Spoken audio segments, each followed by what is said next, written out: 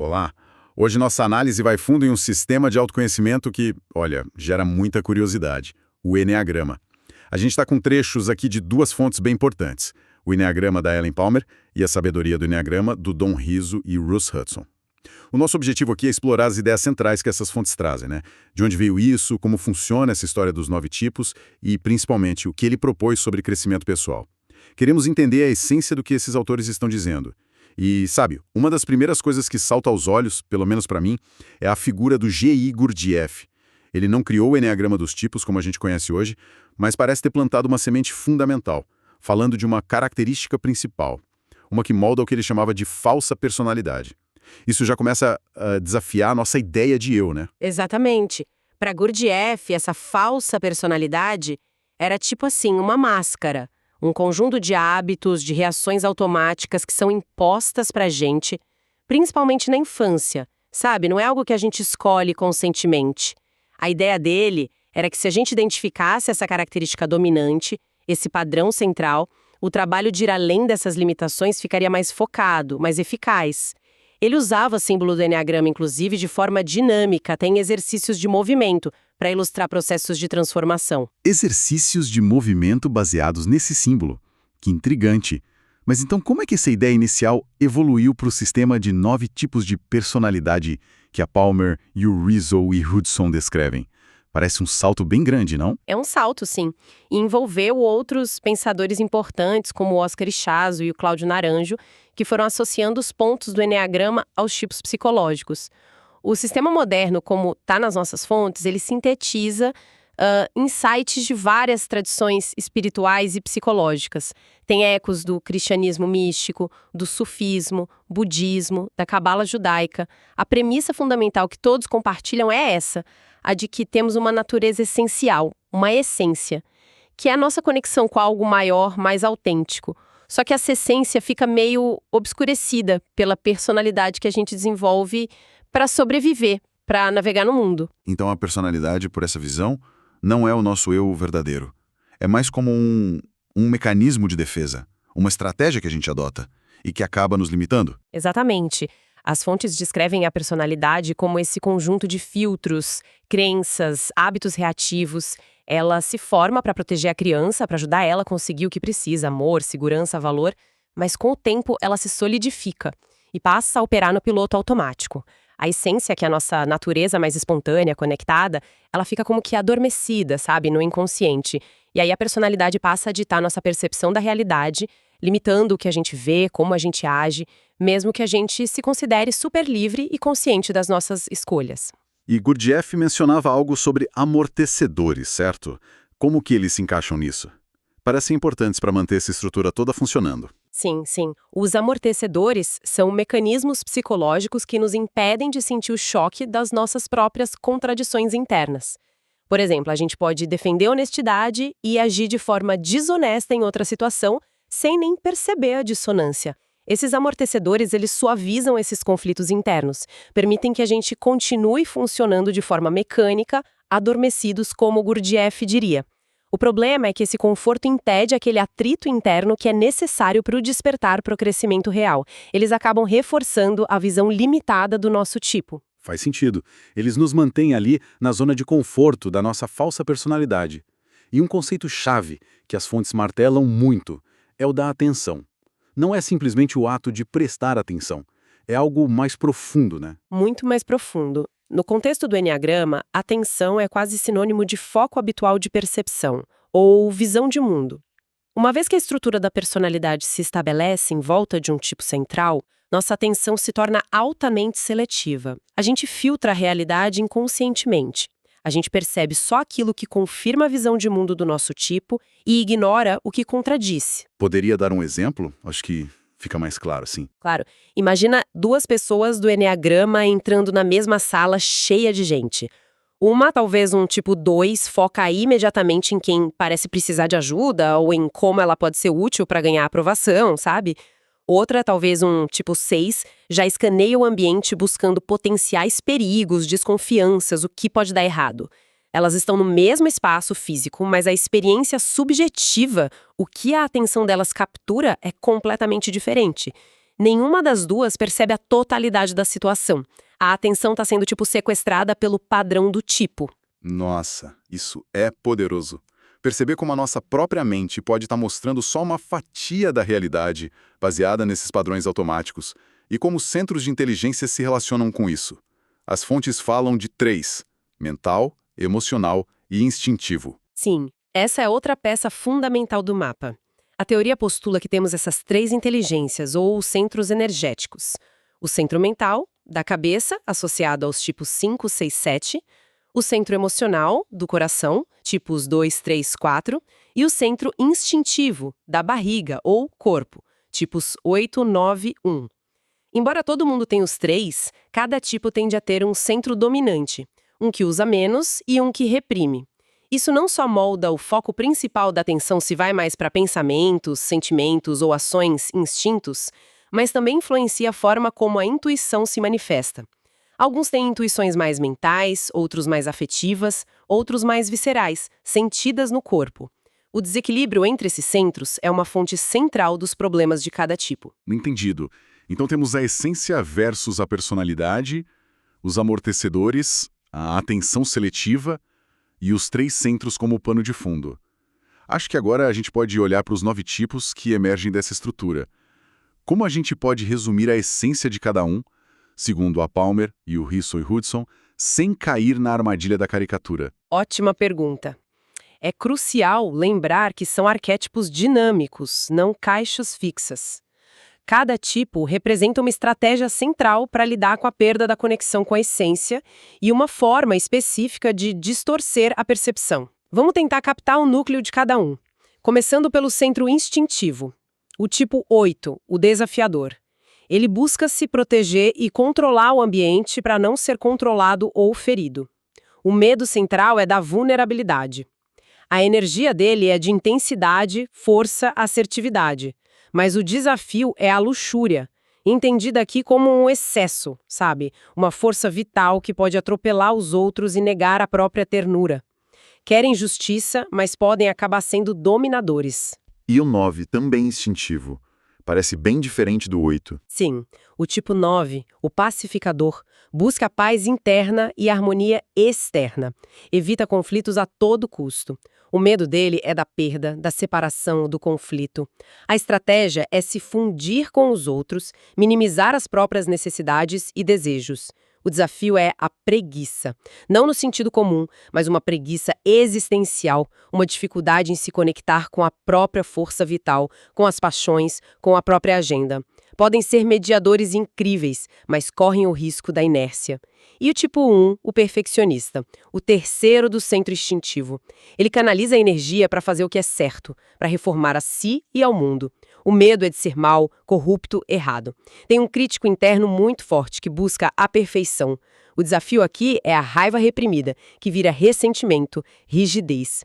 Podem ser muito éticos, responsáveis, mas a autocrítica constante os impede de relaxar e aceitar a imperfeição. Interessante como esses 3 tipos lidam com a energia instintiva de formas tão distintas: controle, negação e contenção. Agora, os tipos do centro emocional. O foco muda, né? Muda sim. Aqui o foco é na imagem e na conexão. O tipo 2, o ajudante, busca ser amado e valorizado atendendo às necessidades dos outros, se tornando indispensável. O medo é de ser indesejado, sem valor. A estratégia é focar no outro, mas o desafio é o orgulho disfarçado e a dificuldade em reconhecer as próprias necessidades. A generosidade é genuína, mas pode haver uma manipulação inconsciente para garantir a conexão. Essa questão das necessidades próprias escondidas parece bem central no tipo 2. E o 3? O tipo 3, o realizador, busca a validação através do sucesso, do desempenho, da imagem.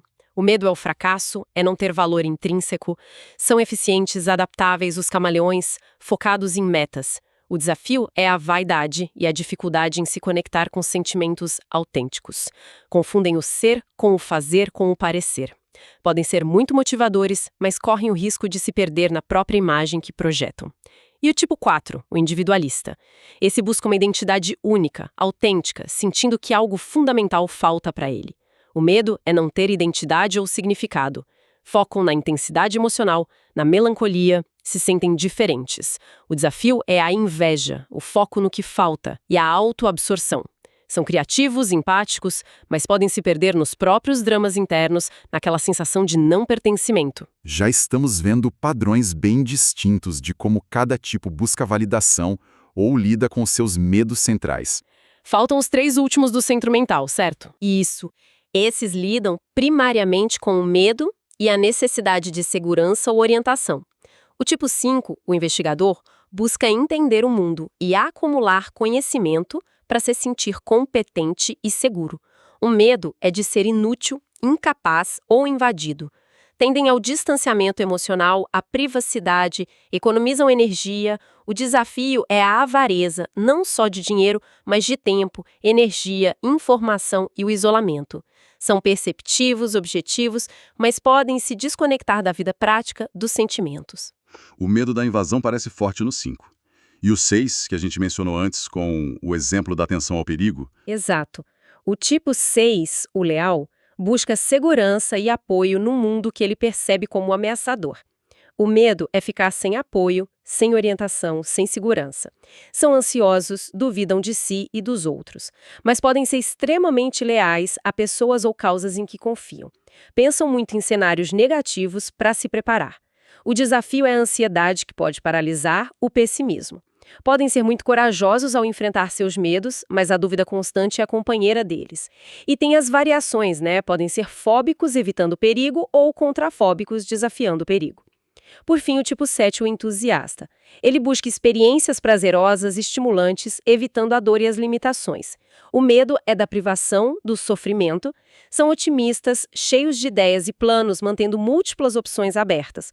O desafio é a gula por experiências, que leva à superficialidade, dificuldade com o compromisso e aquela fuga do desconforto que é necessário para o crescimento. São visionários, alegres, mas podem evitar a profundidade emocional. Ufa! Uma visão geral dos 9 padrões. Mas as fontes deixam muito claro que não somos só um número estático. Falam muito sobre níveis de desenvolvimento e as famosas setas. Isso parece crucial para não usar o eneagrama como um rótulo simplista. Como funcionam essas dinâmicas? Exatamente. Essa é talvez a parte mais transformadora e, às vezes, menos compreendida do sistema. Os níveis de desenvolvimento, o Rizzo e Hudson descrevem em 9, agrupados em saudável, médio e não saudável. Mostram que um mesmo tipo pode se manifestar de formas muito diferentes. Depende do grau de autoconsciência, de liberdade interior, de presença da pessoa. Não é uma questão de ser melhor ou pior, mas de quão presos estamos aos padrões automáticos do tipo. As fontes até descrevem um sinal de alerta específico para cada tipo, que indica quando a gente está começando a cair para níveis menos conscientes, mais reativos. E as setas? Elas indicam algum tipo de movimento ou mudança entre os tipos? Sim, as setas representam aquelas linhas internas no símbolo do eneagrama. Elas indicam movimentos dinâmicos e previsíveis para outros tipos específicos no diagrama. Sob estresse ou quando a gente se sente inseguro, que as fontes chamam de direção da desintegração, tendemos a manifestar inconscientemente as características menos saudáveis do tipo apontado pela seta. Por exemplo, o tipo 1, o perfeccionista, sob estresse ele vai na direção do tipo 4. Pode ficar mais melancólico, temperamental, autoabsorvido. Por outro lado, quando estamos mais relaxados, seguros, num processo de crescimento, a direção da integração, a gente acessa espontaneamente as qualidades positivas e libertadoras do tipo na outra ponta da seta. O mesmo tipo 1, ao se integrar, vai na direção do tipo 7. Fica mais espontâneo, alegre, menos rígido. Essas setas não mudam nosso tipo básico, importante dizer, mas mostram recursos internos que podemos acessar para nos equilibrar e também caminhos para sair das fixações do nosso tipo. Isso adiciona uma camada de complexidade e esperança, né? Mostra que não estamos presos. E ainda mencionam asas e subtipos, brevemente. Como funciona? Sim, as asas são os tipos vizinhos ao nosso tipo principal no círculo. Por exemplo, um tipo 9 pode ter asa 1 ou asa 8. Geralmente, um deles tem uma influência mais marcante, adicionando nuances, variações à manifestação do tipo principal. E os subtipos, autopreservação, social, sexual ou um a um, indicam a arena da vida onde as paixões e fixações do tipo se manifestam com mais intensidade. Isso cria 3 versões bem distintas de cada tipo. São camadas adicionais que mostram a individualidade dentro do arquétipo, mas o núcleo da dinâmica de transformação, segundo as fontes, está mesmo no trabalho com os níveis e as setas. Parece uma ferramenta incrivelmente rica para o autoconhecimento. Mas, como toda ferramenta poderosa, imagino que existam riscos ou maus usos. Quais são os alertas que as fontes trazem? Olha, o principal alerta, repetido enfaticamente pela Palma e pelo Rizzo e Hodgson, é contra a rotulagem e a simplificação excessiva. Usar o eneagrama para colocar os outros ou a si mesmo em caixas, sabe? Julgando ou limitando as pessoas. Eles usam aquela metáfora, um mapa não é o território, ou o dedo que aponta para a lua não é a lua.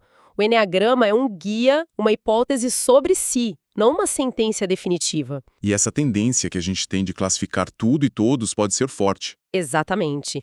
O propósito principal, destacado nas fontes, é a autocompreensão compassiva, visando reduzir o próprio sofrimento e identificar caminhos claros para o crescimento pessoal, para a integração dos centros, para o acesso à essência. Outro ponto fundamental é a necessidade de honestidade brutal na autoavaliação. A gente tem uma tendência natural a se ver de forma mais favorável, né? Talvez se identificando com as descrições mais saudáveis do nosso tipo, quando na verdade operamos mais nos níveis médios na maior parte do tempo. Sem essa honestidade, o mapa perde utilidade. Então não basta ler o livro ou fazer um teste online e descobrir o tipo. O trabalho real vem depois, é isso? Definitivamente. A identificação do tipo é só o ponto de partida. O trabalho real, o dever de casa para a vida, como dizem as fontes, é a autoobservação contínua. É perceber os padrões do tipo em ação no dia a dia, notar a atenção seletiva, sentir os impulsos dos centros, reconhecer o sinal de alerta. Práticas como meditação ou mindfulness são frequentemente recomendadas para desenvolver essa capacidade de observar a si mesmo sem julgamento, a tal mente tranquila. Questionar as próprias certezas, adotar uma postura de não saber e aprender a reinterpretar situações, o reenquadrar, também são vistos como essenciais para flexibilizar os padrões rígidos da personalidade. Ou seja, o conhecimento intelectual precisa ser vivido, encarnado na prática da autoobservação e da presença. O diagrama, conforme apresentado pela Palmer e Rizzo e Hudson, funciona como um espelho incrivelmente detalhado dos nossos padrões automáticos de pensar, sentir e agir, a nossa personalidade. O convite não é para se identificar com esses padrões, mas para reconhecê-los como limitações aprendidas e, a partir daí, iniciar uma jornada de volta à nossa natureza essencial, mais livre, integrada e consciente. É uma ferramenta e seu valor reside na jornada que ela pode catalisar. O que ficou mais forte para mim, pensando em tudo isso que a gente conversou, foi essa ideia da atenção seletiva. Como, sem perceber, cada tipo vive numa bolha de realidade ligeiramente diferente, focada em confirmar seus próprios medos e desejos. Aquele exemplo das 2 pessoas na mesma sala, mas vendo coisas totalmente distintas, é muito impactante. Mostra o quanto a gente vive no piloto automático, né? Sem dúvida. E essa percepção da atenção seletiva, da personalidade como um filtro, nos leva a uma reflexão final interessante, que as próprias fontes sugerem. Se a nossa personalidade habitual nos conecta só uma fração limitada do nosso potencial e da realidade, como seria experimentar o mundo não apenas através das lentes estreitas do nosso tipo predominante, mas tendo acesso consciente à sabedoria, às qualidades e às perspectivas de todos os 9 tipos, de todos os 3 centros de forma integrada dentro de si? Que tipo de ser humano floresceria a partir dessa integração toda? Uma pergunta que abre horizontes. Fica aí o convite à reflexão. Com isso, a gente fecha a nossa análise de hoje sobre o eneagrama com base nas perspectivas de Helen Palmer e Rizzo e Hudson. Até a próxima exploração.